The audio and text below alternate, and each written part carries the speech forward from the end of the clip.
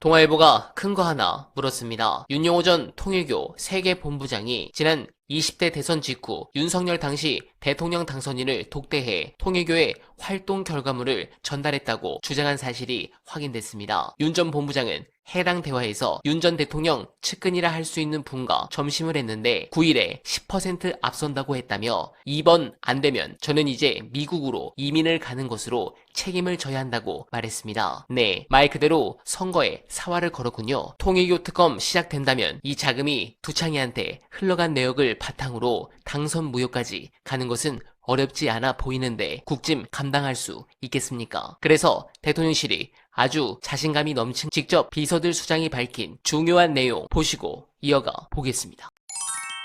처음부터 저희는 대통령실에서 야당에서 통일교를 특검하자 할 때 대통령실의 내부 분위기는 당연히 하면 되지. 당연히 해야 되는 거 아니야? 성역 없이 수사해야 되는 거 아닐까? 예. 그런 거에 주저하지 말았으면 좋겠는데 이렇게 다들 생각하고 있었고 되게 막 안 그러면 괜히 불필요한 억측과 오해만 남발되는 예. 거고 예. 그런 불신을 가지고 갈 이유가 전혀 없다라는 게 저희들의 명확한 입장이었습니다. 예. 다만 그 입장을 미리 내면 이게 어쨌든 국회에서 합의해야 되는 문제고 예. 특검이라는 예. 특징이 또 우리가 마치 그런 것들을 관여하는 느낌이어서 저희는 시간을 가지고 지켜봤던 것인 거고요. 다행히 예. 여당에서 특검을 전격적으로 수용하면서 특검이 된 것에 대해서 당연히 환영하고 여야 가리지 말고 성역 없이 예. 전부를 다 수사하고 국민들 앞에 그런 의혹이 생기지 않게 밝히는 계기가 되기를 희망합니다. 이번 계기를 기회에. 통해서 선을 세우는 것도 필요한 일이라고 생각합니다. 물론 다른 잘못된 것들이 있다면 그걸 명확하게 밝혀서 국민들 앞에 밝히는 것이 맞다 이렇게 생각합니다. 이제 뭐 근본적으로 보면 대통령이 말씀하신 건 신앙 자체를 문제 삼겠다는 건 아닙니다. 그거는 저희가 문제 삼겠다는 게 아니고 다만 이제 종교가 간판이 되어서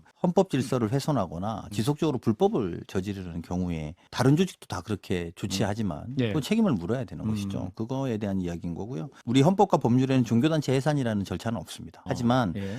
재단법인, 종교법인이 재단법인이거나 사단법인 형태로 돼 있다면 민법 38조에 따라서 설립 취소를 할 수 있는 것이죠. 그분들이 거기 다른 분들이 믿는 건 별도의 문제고요. 하지만 그런 문제에 대해서 모두가 공평하게 적법적 절차를 따라야 된다 생각합니다. 이게 저희가 뭐 국회에서 논의해서 결정해야 될 사안에 대해서 예. 일일이 뭐 이게 맞다 저게 맞다 이렇게 말하는 것 자체는 국회의 영역을 침범하는 일이라고 생각하고요. 국회에서 잘 논의해서 결정하는 대로 저희는 따라야 되는 입장이라고 생각합니다. 그래서 대통령실은 그게 특검이든 법과 절차에 따라서 운영된다면 그 결과에 따라서 과정과 결과를 존중하고 따라야 되는 것이 대통령실 입장입니다. 그것도 옳지도 않고 네, 공감합니다. 그리고 특검을 걱정하는 분들이 많습니다. 저 역시 여론만 아니면 받는 게 아니라고 봤는데 어쩔 수 없는 선택이었다고 보여집니다. 하지만 통일교 특검이 드루킹 특검과 다른 결정적 이유는 사건의 얼개를 대략 유추할 수 있다는 점입니다. 드루킹 사건은 댓글 조작 일당의 성향을 전혀 모르는 상태에서 이뤄진 반면 이번 통일교 특검은 여야의 의혹 정도와 실상이 관련자 진술과 자료, 앞선 특검 수사로 윤곽이 드러난 상황입니다. 이미 여권에서도 자체 조사를 통해 득실 계산이 끝났다는 얘기가 나옵니다. 게다가 김건희 특검에서 제대로 밝혀내지 못한 2022년 대선 당시 윤석열 측에 제공된 정치 자금과 조직적인 당원 가입 실상이 밝혀지면 국민의힘은 괴멸적 타격을 입을 공산이 큽니다. 해당 부분은 매우 중요한 상황이라 늘 빠르게 체크해서 제대로 보고드릴 것을 약속드리며 어나바는 내일도 최선을 다하겠습니다. 여러분 고맙습니다.